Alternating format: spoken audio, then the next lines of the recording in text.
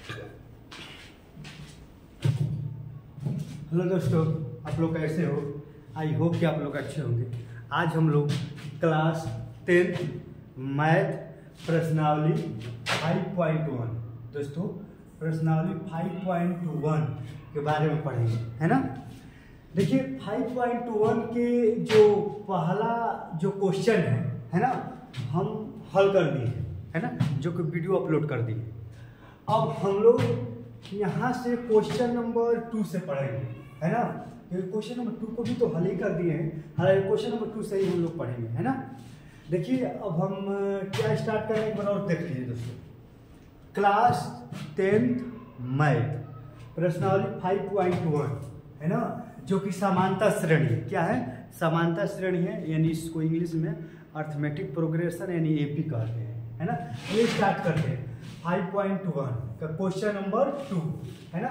इसमें क्या है दोस्तों, देखिए इसमें क्या है, देख लीजिए, है ना। इसमें क्या है आपका कि देखिए पहला क्वेश्चन, सॉरी दूसरा क्वेश्चन, दी हुई एपी के प्रथम 4 पद लिखिए जबकि प्रथम पद ए समांतर डी। देखिए दोस्तों, जो हम पहला वीडियो जो अपलोड किए हैं जिसमें पहला क्वेश्चन बता दिए हैं, है ना, उसमें दूसरा क्वेश्चन भी बताया है, अच्छी तरह से क्वेश्चनों को बताए हैं। हालांकि तीसरा क्वेश्चन में भी हम बता दिए हैं कुछ, है ना। तो आप जो हम पहला वीडियो अपलोड किए हैं 5.1 का, उसको आप जाकर पढ़ लीजिए ताकि आपको अच्छे से समझ में आए। उसके बाद आप दूसरे वीडियो इस दूसरे वीडियो को देखिएगा, है ना। देखिए दोस्तों 5.1 क्वेश्चन नंबर 2, इसमें क्या कह रहा है कि प्रथम 4 पद ज्ञात करना है ना। हम आपको बताए हैं, है ना, आपको हम बताए हैं कि जो समांतर श्रेणी है, समांतर, देखिए दोस्तों हम समांतर श्रेणी को शॉर्टकट में एपी लिखेंगे। एपी का मतलब होता है समांतर श्रेणी, यानी अर्थमेटिक प्रोग्रेशन यानी समांतर श्रेणी। आपका जो एपी होता है यानी समांतर श्रेणी होता है वो ए होता है, ए प्लस डी होता है, ए प्लस 2d होता है, ए प्लस 3d होता है ना। उसी तरह ए प्लस 4d होगा, है ना। डैश करते करते कहाँ से जाएगा दोस्तों, अनंत तक जाएगा, है ना। देखिए समांतर श्रेणी क्या है, हम बताए हैं आपको समांतर श्रेणी क्या है। ए प्लस समांतर श्रेणी ए प्लस डी, ए प्लस 2d, ए प्लस 3d, ए प्लस 4d, ए प्लस 5d करते करते अनंत तक चला जाएगा, है ना। अब हम कह रहा है कि प्रथम 4 पद, केवल प्रथम 4 पद, प्रथम ना पहला से लेकर 4 पद। देखिए दोस्तों ये आपका प्रथम 4 पद कह रहा है ना, ये आपका पहला पद, ये आपका दूसरा पद, ये तीसरा पद, ये चौथा पद, केवल यही 4 पद निकालना है ना। अब इसमें देखिए पहला क्वेश्चन हम हल कर रहे हैं, है ना। देखिए प्रथम 4 पद लिखिए यहाँ पर, प्रथम 4 पद।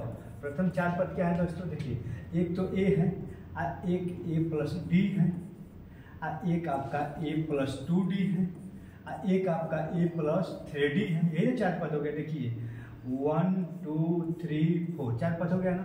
अब पहला क्वेश्चन है दोस्तों, देखिए पहला क्वेश्चन है क्वेश्चन नंबर 2 का जो पहला है ना, यहाँ पर ए बराबर कितना दिया, ए बराबर 10 दिया है और डी बराबर भी 10 दिया है। ए का मान भी 10 और डी का मान भी 10। यहाँ पर रखो ए के जगह पर, ए के जगह पर 10, ए के जगह पर क्या रखेंगे दोस्तों, ए के जगह पर रखेंगे 10, डी के जगह पर भी क्या रखेंगे 10, है ना।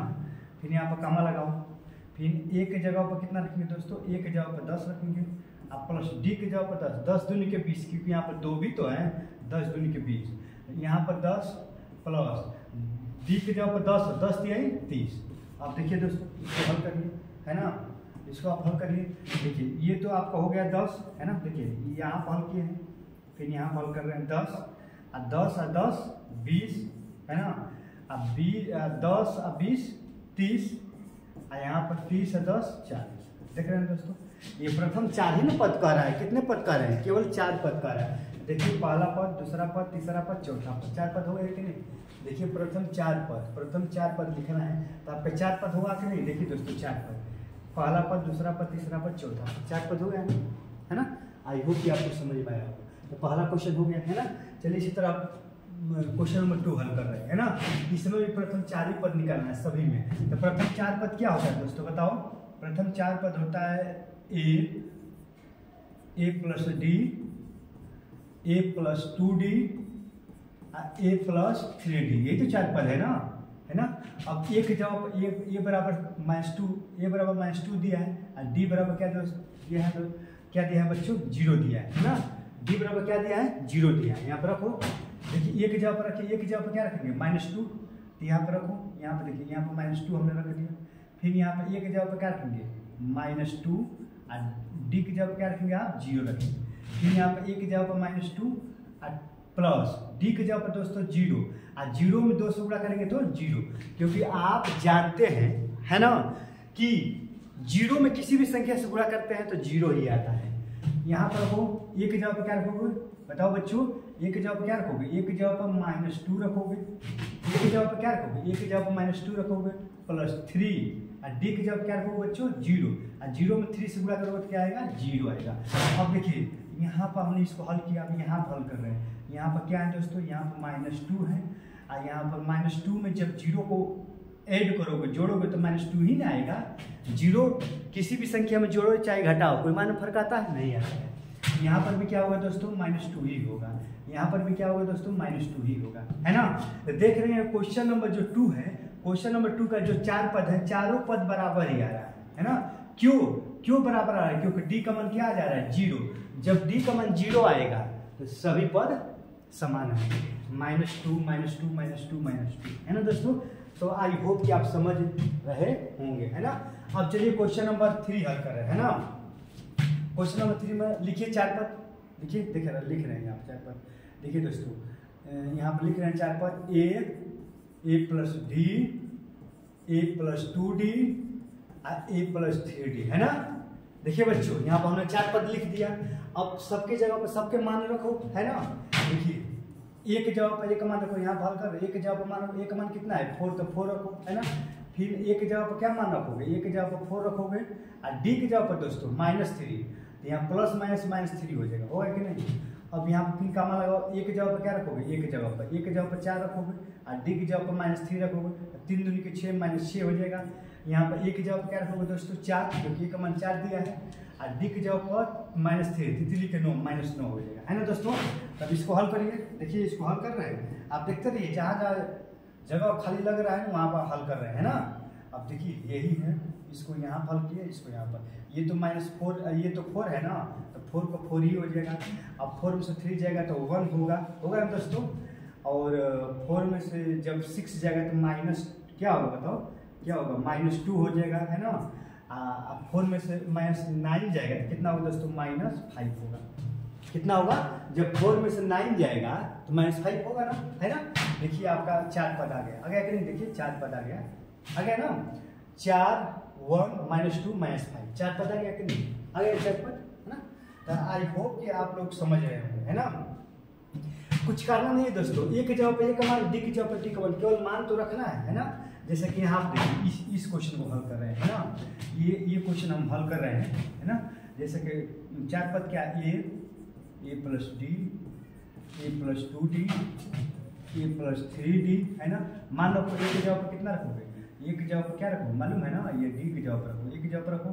तो यहाँ पर देखिए दोस्तों यहाँ से हल कर रहे हैं, -1, फिर यहाँ पर रखोगे -1 +1/2, फिर यहाँ पर रखो इसकी जगह पर -1 अब +2 और डी के जगह पर पूरे ग्रुप में 1/2, फिर कामा लगाओ, फिर ए की जगह पर -1 अब +3, देखो दोस्तों -1 अब +3 अब 1/2, डी की जगह पर हमने डी की जगह पर मान रखिए 1/2, है ना दोस्तों। अब देखिए ये तो आपका -1 हो गया, है ना। ये 2 एकम में 2 में से जाएगा तो कितना होगा दोस्तों -1/2। ये तो हल करना ही रहा होगा आपको। ये 2 से 2 क्या हो गया दोस्तों, कैंसिल हो गया, तो क्या बचेगा आप ही बताओ। जब 2 से 2 कैंसिल हो जाएगा, यहाँ कामा लगाओ, तो यहाँ पर आपको -1 बचेगा और ये 2 से 2 कैंसिल तो +1, यही तो बचेगा, कामा लगाओ। देखिए दोस्तों ये आपका -1 हुआ +3 एकम में 3 यानी 3/2 हुआ ना। तो अब देखिए दोस्तों ये आपका, देखिए ये आपका क्या हो गया -1 हुआ, है ना। ये -1/2 हुआ, है ना। ये माइनस प्लस कट के क्या आ गया बताओ 0 आ गया ना। अब यहाँ देखिए 2 एकम में 2 और 2 में से 2 एकम में 2 और 2 में से 3 जाएगा ना, क्योंकि माइनस ना है दोस्तों। 2 एकम में 2 में से 3 जाएगा तो कितना हो गया, 2 में से 3 जाएगा तो 1/2 आ गया ना। समझ रहे हैं। तो इसका ये जो क्वेश्चन नंबर 4 है, a बराबर -1 d बराबर 1/2, जब इसको हम हल किए तो इसका 4 पद का कितना आया, इसका 4 पद ये आया है ना, -1 -1/2 0 और 1/2। आई होप कि आप समझ गए होंगे। देखिए कुछ किए है, बस a के जगह पर हमने a का मान रख दिया, d के जगह पर हमने d का मान रख दिया, इस सूत्र पर a के जगह पर a का मान, a के जगह पर a का मान, d के जगह पर d का मान, और रख कर यहाँ पर देखिए दोस्तों, रख कर हमने यहाँ पर हल किया है, यहाँ पर हल किया और यहाँ पर हल किया, यहाँ पर आपका आंसर आ गया है ना। आप भी हल कर सकते हैं, आप हल करिएगा है ना। देखिए दोस्तों, अब हम लोग क्वेश्चन नंबर 3 पे चलेंगे। कौन सा क्वेश्चन नंबर 3 पर?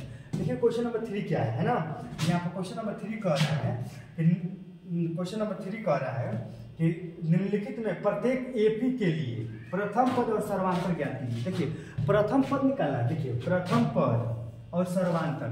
देखिए प्रथम पद मैंने पहला पद, तो ये बताइए कि ये एक श्रेणी है, ये एक श्रेणी है, इसमें पहला पद क्या है, पहला पद यही तो है, यही तो, ये 3 पहला पद हो गया, ये पहला पद है, ये दूसरा पद, तीसरा पद, चौथा पद है ना।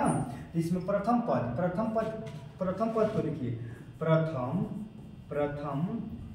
पद को ए से दर्शाते हैं, प्रथम पद को ए से दर्शाते हैं है ना। और सार्वआंतर को डी से दर्शाते हैं, किसे दर्शाते हैं दोस्तों, डी।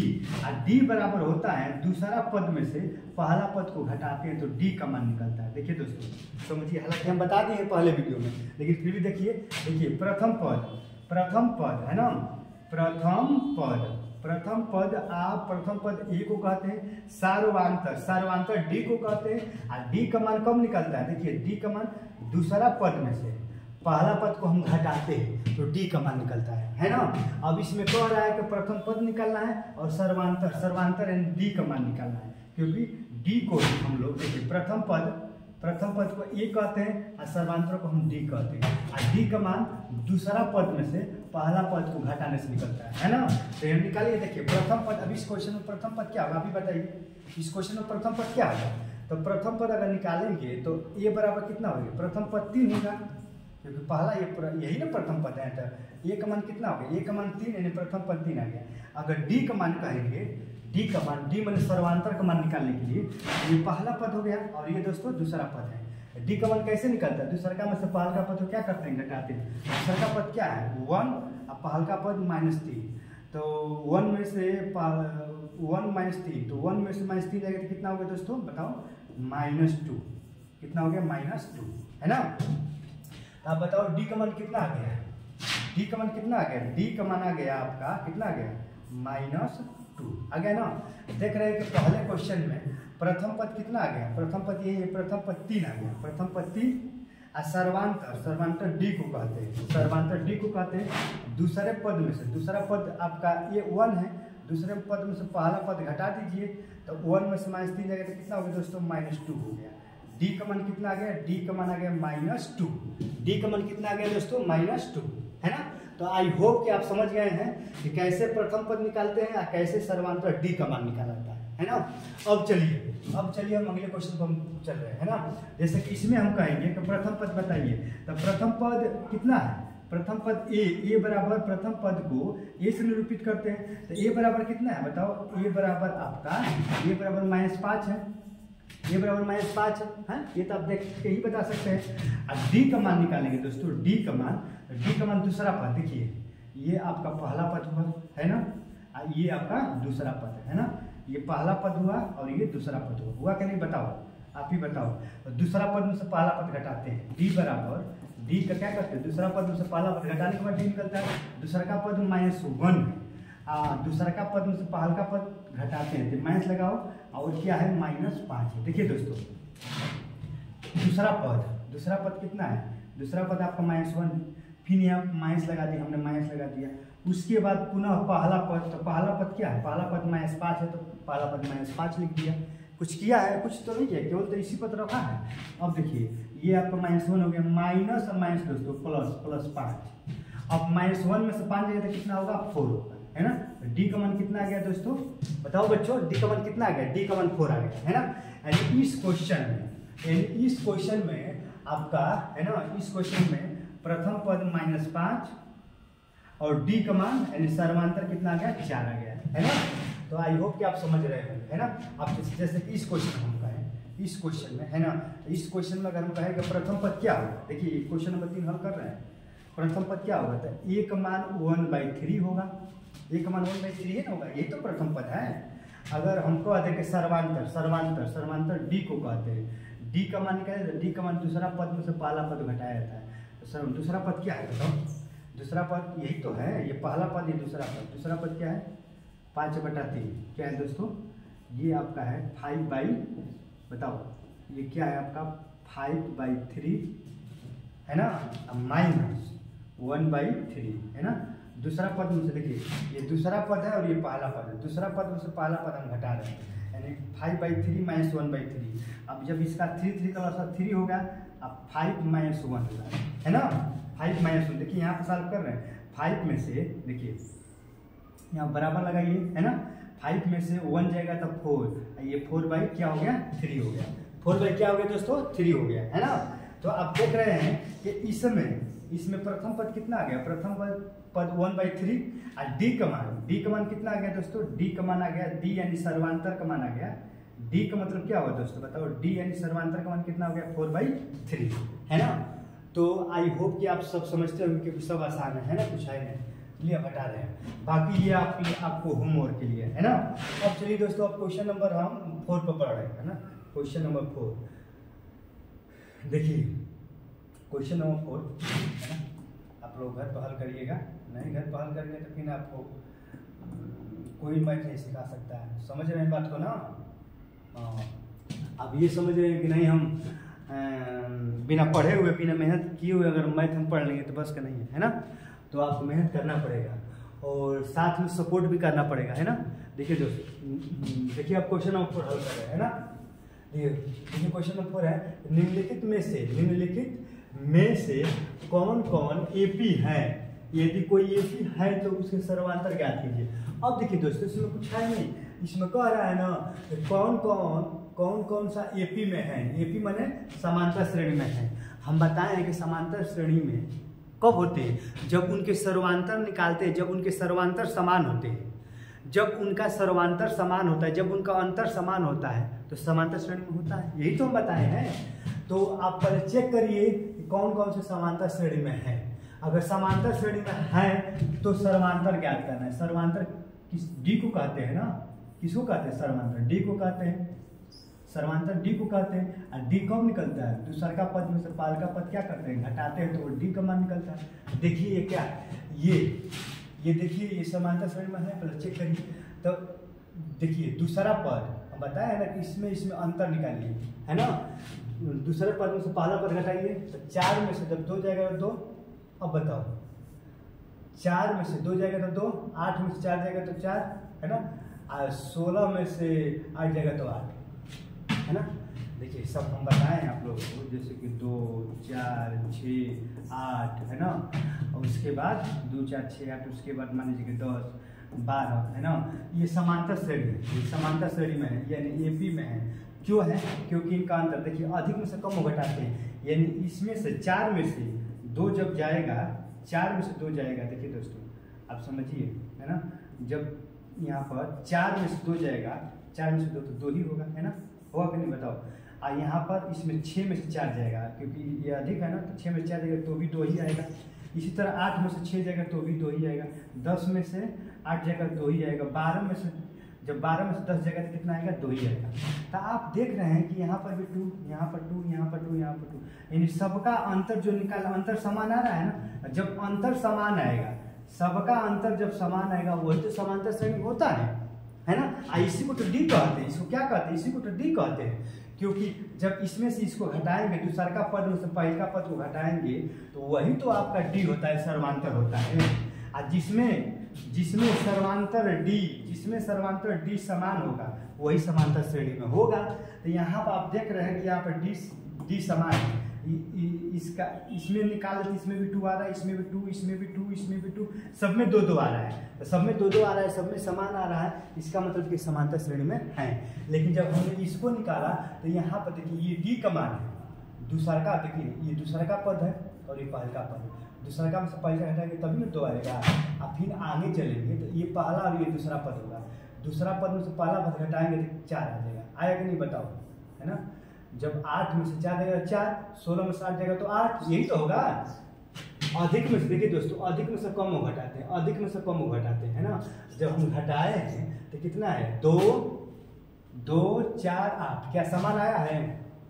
आप ही बताइए, समान आया है? नहीं आया है। तो जब समान नहीं आया है, अंतर जब समान नहीं है तो ये समांतर श्रेणी में नहीं, ये समांतर श्रेणी में नहीं। इसको देखिए समांतर श्रेणी में है, इसका अंतर करके देखिए, ये पहला पद हुआ, ये कौन सा हुआ, दूसरा पद। निकालो, देखो पहला पद तो 2 है, अब डी का मान निकालो। डी का मान कैसे निकालते हो, दूसरा का पद में से पहले का पद क्या करते हो, घटाते हो, यानी 5/2 में से 2 घटाओ तो कितना होगा, 2 दूनी के 4, 4 में से 5 जाएगा तो 1/2, 1/2 आ गया, है ना।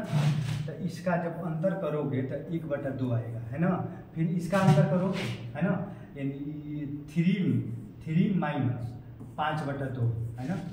इसमें से इसको घटाओगे ना, अभी तक इन दोनों को घटाए हो, अब इन दोनों को घटाओगे, है ना। तो 3 दूनी के 6, आप 6 में से 5 मैंने 3 दूनी के 6, और 6 में से 5 जाएगा तो 1/2, यहाँ पर भी 1/2 आ गया दोस्तों। फिर इससे इसमें घटाओ, देखो समान आ रहा है, देखिए 7/2 में से 3 को घटाएंगे, है ना।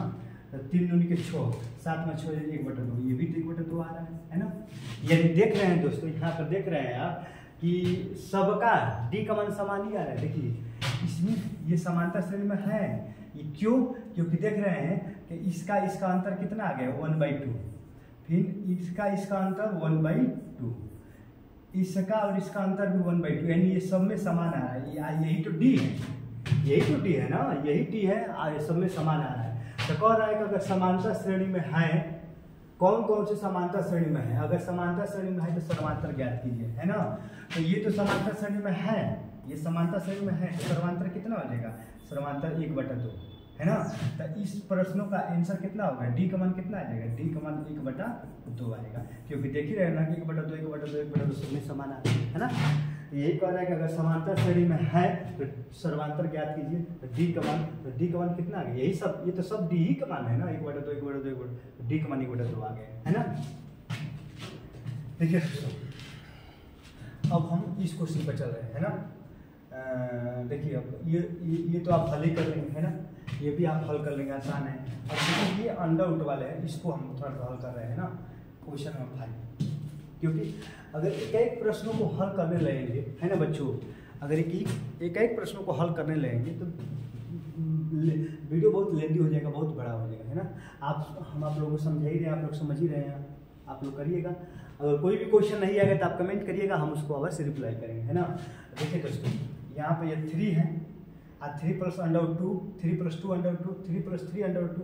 अब देखिए इसका पहले सर्वांतर निकालिए, ये पहला पद हुआ, ये टोटल दूसरा का पद है ना, ये तीसरा का पद है ना। तो निकालो, देखो इसमें से देखिए दोस्तों, ये इसमें से इसको घटाओ, 3 + √2, ये तो आपका दूसरा का पद है, दूसरा पद है ना। अब पहला पद 3 घटाओ तो ये और ये कैंसिल, तो कितना हो गया दोस्तों, जब आप ये देखिए इसमें से इसको जब घटाओगे तो कितना आ गया, √2, ये कैंसिल तो यही बचेगा, √2 आ जाएगा, है ना। देख रहे हैं ना। अब इसमें से इसको हटाओ, 3 + 2 √2 में से इसको घटाओ, -3 और -√2, ये और ये कैंसिल, 2 √2 है √2। देखिए ये √2 2 बार है, √2 1 बार है, तो √2 √2 में से √2 घटेगा तो √2 ही होगा। यहाँ पर भी दोस्तों देखिए इसमें भी समान ही आ रहा है ना, जब इसका अंतर करेंगे इसमें भी √2 ही आ रहा है ना। उसी तरह इसका भी अंतर करेंगे, इसका भी √2 ही आएगा, यानी देख रहे हैं कि ये भी समांतर श्रेणी में है। क्यों, क्योंकि जब इस दूसरा का पद में से पहला का पद घटा रहे हैं, है ना, तो सब में समान अंतर आ रहा है कि नहीं, यानी यही तो डी का मान है ना। तो आप लिखेंगे कि ये समांतर श्रेणी में है, तो सर्वांतर का मान, तो सर्वांतर का मान डी का मान कितना हो जाएगा, √2 हो गया, है ना, ये ठीक। अब फिर दोस्तों बाकी देखिए दोस्तों, ये हम हल ही कर दिए, है ना। ये देखिए √2 में इसको भी हम हल कर दे रहे हैं, है ना, √2 में इसको भी हल कर। देखिए दूसरा का पद में से ये दूसरा पद है, ये पहला घटाइए, दूसरा पद क्या है, 0.22 में से पहला पद क्या है बताओ, 0.2। ये पीछे दशमलव की तरह कितना जीरो लगा सकते हैं, कोई दिक्कत नहीं है। घटाओ तो 2, यहाँ पर 2 में से 2 जाएगा तो 0, इतना हो गया। हाँ, जब इसको इसमें से घटाएंगे तो आएगा 0.02, है ना। अब इसी तरह इसको भी कम से कम 2 घटा के देखिए, इसको भी घटाइए तो 0.002 इसमें से दोस्तों, है ना, इसमें से इसको घटाइए 0.0, है ना। देखिए 10 सामने ही लगाते हैं, है ना। अब देखिए 0.22 है, मतलब 2 है, क्योंकि 10 इधर एक अंक डालाते हैं ना। अब देख रहे हैं कि 10 तो सामने, यहाँ पर भी 10 लगाए, इसी के सामने 10 लगाओगे, बाकी इधर कुछ नहीं तो यहाँ पर 0 बढ़ा सकते हो। तो यहाँ पर 2 होगा, 2 में से 2 जाएगा 0, 2 में से 2 जाएगा 0, यहाँ पर 0। ये देख रहे हैं कि इसका अंतर कितना आ जा रहा है, इसका अंतर इतना आ जा रहा है 0.002 आ जा रहा है। ये तो आप यही देख रहे हैं कि यहाँ पर समान है, यहाँ पर 0, यहाँ पर 0.2 अंक पर लग रहा है, यहाँ पर 0.3 अंक पर लग रहा है। तो ये यहाँ पर सर्वांतर समान ही नहीं है, सर्वांतर समान है, समान नहीं है, क्योंकि यहाँ पर कुछ अलग आ रहा है, यहाँ पर कुछ अलग आ रहा है, इसलिए समांतर श्रेणी में है, ये समांतर श्रेणी में नहीं है ना दोस्तों। इसी तरह चेक करना है, जैसे कि ये देखो, इसको ये तो आसान है, आप हल कर लेंगे, है ना। ये सब आप हल कर लेंगे, है ना। देखिए ये बताते रहे, है ना, ये वाला, है ना। अब दूसरा का पद में से पहला का पद घटाओ, दूसरा पद क्या है, पहला पद a है, दूसरा का पद a² है, तो घटा के देखो तो आप घटाओगे। देखिए ये क्वेश्चन हल कर रहे हैं यहाँ पर, तो a², देखिए जब इसमें से इसको घटाएंगे आप, है ना, ये हो जाएगा a² माइनस a, फिर इसमें से इसको घटाओगे तो a³ माइनस a² होगा। ये भी कहाँ समान आ रहा है, समान आ रहा है, यहाँ पर a², जब इसमें से घटाओगे तो a² माइनस a आ रहा है ना। देखिए अब देखिए ऊपर हम घटा के दिखा रहे हैं, यहाँ पर देखो इसमें दूसरा का a² है ना, क्या आ रहा है, a² माइनस a आ रहा है, जब इसमें से घटा रहे हैं। और उसी तरह इसको इसमें घटाएंगे तो a³ माइनस a² आएगा। देखिए यहाँ पर कुछ अलग आ रहा है, यहाँ पर कुछ अलग आ रहा है, ये भी समांतर श्रेणी में नहीं है ना। ये तो देख कभी लग रहा है कि समांतर श्रेणी में नहीं है। वैसे यहाँ पर देखो, दूसरा का पद में से, ये दूसरा का पद है, पहला का पद घटाओगे 2a में से, देखिए दोस्तों है 2a में से a जाएगा तो कहीं ना ये बचेगा। उसी तरह 3a में से 2a जाएगा तो 1a, 4a में से 3a जाएगा तो 1a होगा। देख रहे हैं कि d का मान सब में समान आ रहा है, a यानी ये समांतर श्रेणी में है। और जब ये समांतर श्रेणी में है तो d का मान कितना हो जाएगा, d का मान 1 होगा, है ना। ये आपका आंसर होगा, है ना। आई होप कि आप समझ रहे होंगे, है ना बच्चों। अब देखिए बाकी क्वेश्चन सब आप लोग हल करना है ना। अब हम लोग क्वेश्चन अब देखिए आपका क्वेश्चन, अभी तो बहुत क्वेश्चन है दोस्तों, आप हल कर लेंगे, कब हल करते हैं 1-2 क्वेश्चन। देखिए 1-2 और क्वेश्चन बता दे रहे हैं, है ना। देखिए 1-2 और क्वेश्चन हम बता दे रहे हैं, है ना। जैसे कि इसी को हल करना है ना। तो ये भी तो समांतर श्रेणी में नहीं है, देख कहीं नहीं लग रहा है कि समांतर श्रेणी में नहीं है, ये देख कहीं लग रहा है कि समांतर श्रेणी में नहीं, क्योंकि दूसरा का पद क्या है, √6 माइनस √3, इतना आ गया। फिर इसमें से घटाओगे तो √9 माइनस √6 होगा ना। अरे d का मान निकालोगे, d का मान, तो दूसरा पद में से पहला पद, दूसरा पद ये है, पहला पद ये है तो √6 में से √3 है ना। फिर इसमें पहला पद ये, दूसरा पद ये है तो √9 में से √6 घटाओगे। देख रहे हो कि यहाँ पर कुछ अलग आ रहा है, यहाँ पर कुछ अलग आ रहा है, तो समांतर श्रेणी में है नहीं, क्योंकि जब ये समान रहेगा तभी तो होगा, ये समान नहीं रहता समांतर श्रेणी में नहीं है। वैसे यहाँ पर इसको हल कर लो, है ना।